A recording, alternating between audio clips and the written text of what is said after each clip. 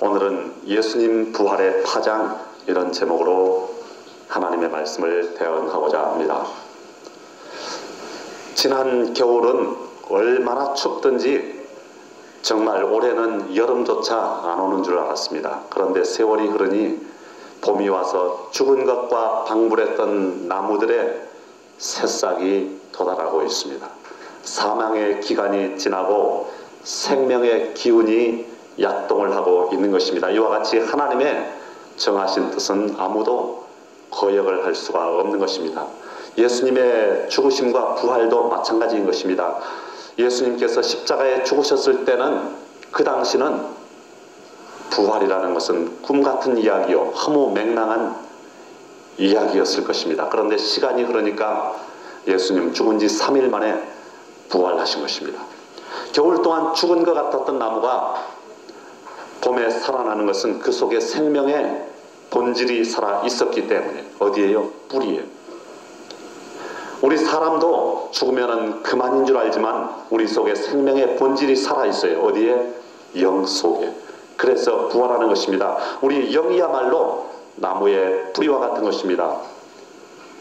예수님께서 십자가에 죽으신 것은 사탄을 멸하고 죄인을 구원하기 위해서 죽으신 것입니다. 그리고 예수님의 부활은 우리의 부활을 보장하는 것이요, 또 예수님의 승천은 우리가 승천을 해서 천국에 들어갈 것이라는 것을 보장하고 있는 것입니다.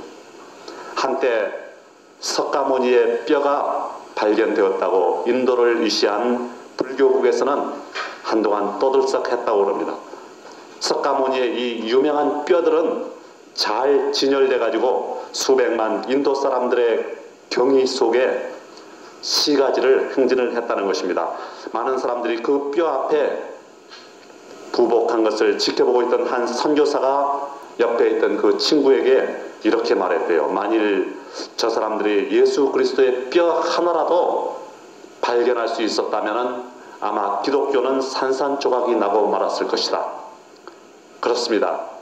기독교는 그들처럼 죽은 자를 믿는 종교가 아니요, 산 자를 믿는 종교인 것입니다. 또 죽을 수밖에 없는 인간을 믿는 종교가 아니라 영원히 살아계시는 하나님을 믿는 종교인 것이기 때문입니다. 예수님께서 부활하신 날 새벽에 여자들이 향품을 예비해가지고 예수님의 무덤을 찾아가서 예수님을 찾았을 때 그들은 어찌하여 산자를 죽은 자 가운데서 찾느냐 하는 천사의 책망을 들었습니다. 우리도 신앙생활을 하면서 살아계신 예수님을 죽은 자 가운데서 찾으려고 하는 때가 많습니다.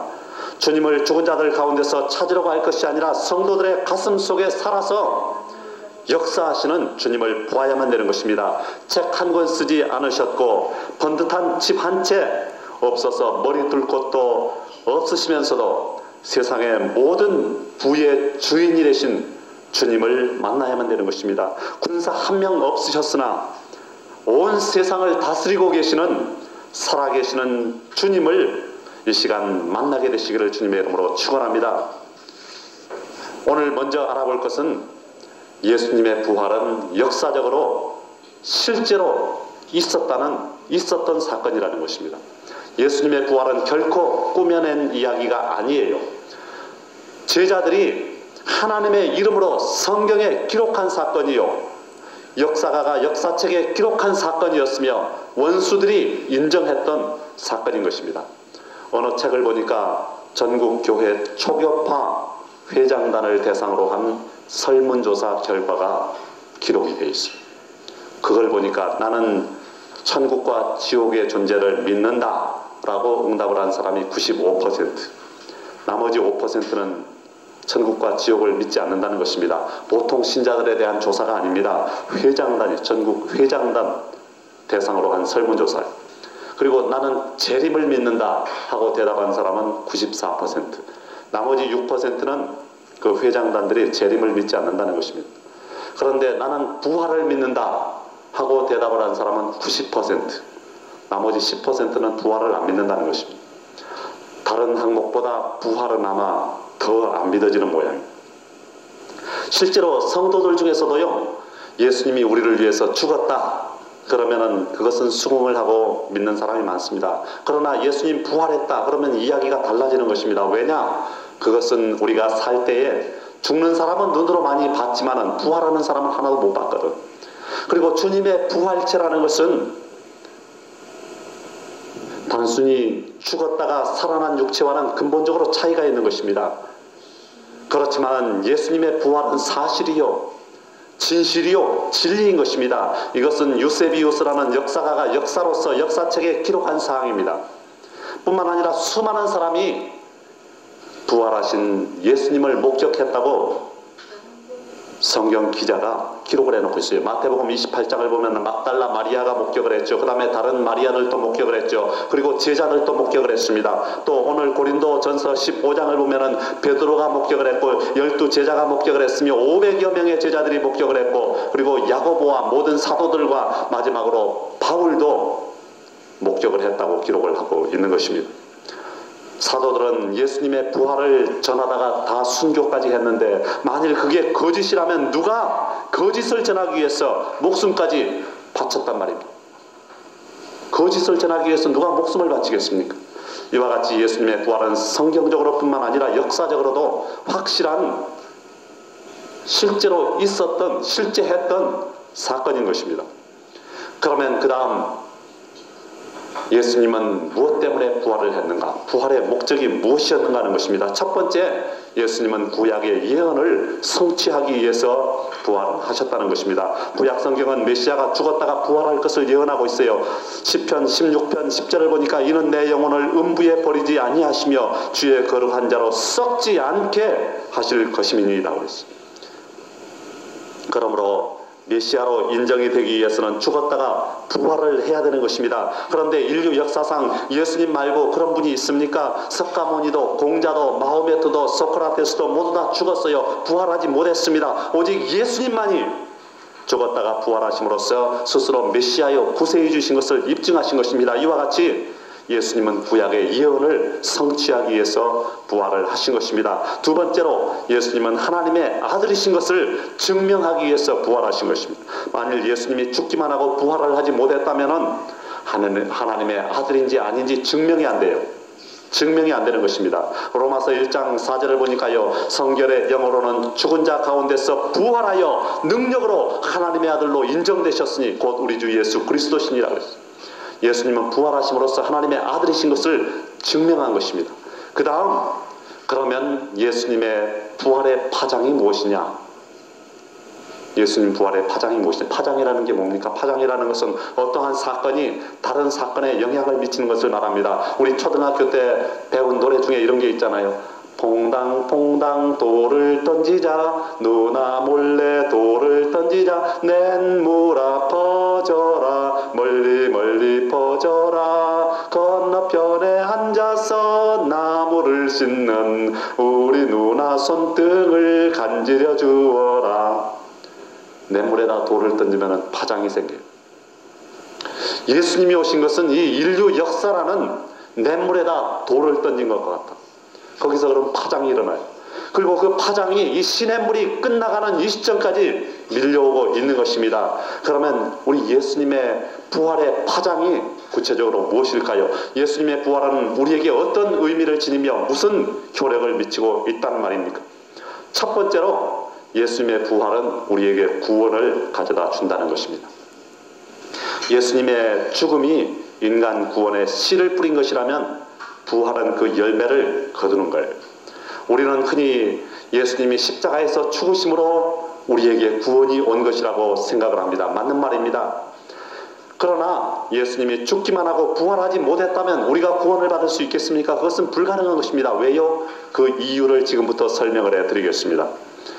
구원받은 사람이란 어떤 사람일까요? 이 세상에 육체만으로 살고 있는 사람은 구원받은 사람이 아닙니다. 구원받은 사람은 하나님의 나라에 대해서 영이 새로 태어난 사람이에요. 고린도후서 5장 17절에 보니까 그런즉 누구든지 그리스도 안에 있으면 새로운 피조물이라, 이전 것은 지나갔으니 보라 새 것이 되었도다. 하나님 나라에 태어난 새로운 피조물이 바로 구원받은 사람인 것입니다. 이런 사람을 뭐라고 합니까? 거듭난 사람이라고, 거듭났다고 그래요. 그런데 거듭나려면 무엇을 통해서 거듭나느냐? 먼저 잘 알다시피 우리는 성령을 통해서 거듭나는 것입니다. 요한복음 3장 1절에서 7절을 보니까요, 바리새인 중에 니고데모라고 하는 사람이 있었습니다. 그 사람은 유대인의 관원이었어요. 그 사람이 밤에 예수님을 찾아와서 이렇게 말합니다. 라비여, 우리가 당신은 하나님께로서 오신 선생인 줄 아나이다. 하나님이 함께 하시지 아니하시면 당신의 행하시는 이 표적을 아무라도 할 수 없음이니이다. 표적을 보니까 당신은 하나님께로서 오신 분입니다. 그 말이에요. 예수님이 대답합니다. 진실로 진실로 내게 이르노니 사람이 거듭나지 아니하면 하나님 나라를 볼 수 없느니라. 아는 것만으로는 안 된다는 것입니다. 거듭나야 된다는 것입니다. 그러자 니고데모가 말합니다. 사람이 늙으면 어떻게 날 수 있삼나이까? 두 번째 모태에 들어갔다가 날 수 있삼나이까? 그러자 예수님이 대답합니다. 진실로 진실로 내게 이르노니 사람이 물과 성령으로 나지 아니하면 하나님 나라에 들어갈 수 없느니라. 육으로 난 것은 육이요 성령으로 난 것은 영이니 내가 내게 거듭나야 하겠다는 말을 기히 여기지 말라. 그렇게 말씀을 했습니다. 성령이 그 사람에게 오시지 아니하시면 거듭날 수가 없는 것입니다. 그런데 성령이 오시기 위해서는 예수님이 부활해서 천국으로 올라가셔야 돼요. 그것이 가능해요. 요한복음 16장 7절을 보니까 그러하나 내가 너희에게 실상을 말하노니 내가 떠나가는 것이 너희에게 유익이라. 내가 떠나가지 아니하면 보혜사가 너희에게로 오시지 아니할 것이요 가면 내가 그를 너희에게로 보내리니. 구원받기 위해서는 우리가 거듭나야 되는데 거듭나는 것은 성령을 통해서 거듭나요. 그런데 성령이 오시기 위해서는 예수님께서 반드시 부활해서 승천을 해야 된다는 것입니다. 그러므로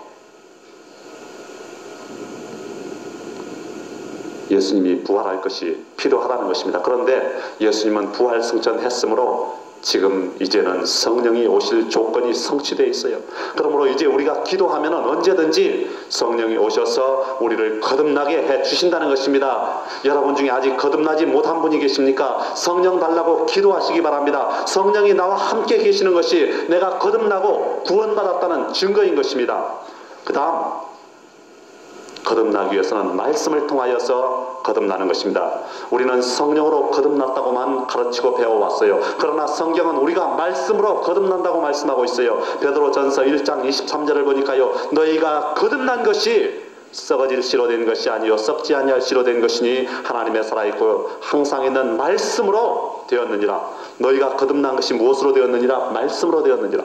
또 야고보서 1장 18절을 보면은요, 그가 그 조물 중에 우리로 한 천 열매가 되게 하시려고 자기의 뜻을 좇아 진리의 말씀으로 우리를 낳으셨느니라. 말씀으로 우리를 낳았대요. 말씀으로 거듭났다는 것입니다. 그러므로 말씀 듣다가 거듭나게 되시기 바랍니다. 말씀 읽다가 거듭나게 되시기 바랍니다. 말씀을 묵상하다가 거듭나는 여러분이 되시기를 주님의 이름으로 축원합니다. 그 다음 오늘의 하이라이트, 예수님의 부활을 통해서 우리가 거듭난다는 것입니다. 베드로전서 1장 3절을 보면은요, 예수님의 부활로 말미암아서 우리가 거듭났다고 말하고 있어요. 찬송하리로다 우리 주 예수 그리스도의 아버지 하나님이 그 많으신 긍휼대로 예수 그리스도를 죽은 자 가운데서 부활하심으로 말미암아 우리를 거듭나게 하사 산 소망이 있게 하시며, 예수님의 부활하심으로 우리가 거듭났다는 것입니다. 이런 거 처음 보죠. 그렇기 때문에 우리는 성경을 자세히 봐요. 오래 믿어도 이런 것을 보지 못하는 데는 이유가 있어요. 우리는 인정하고 싶어 하지 않지만 우리의 신앙이 나도 모르는 사이에 신학적이 되었다는 것입니다.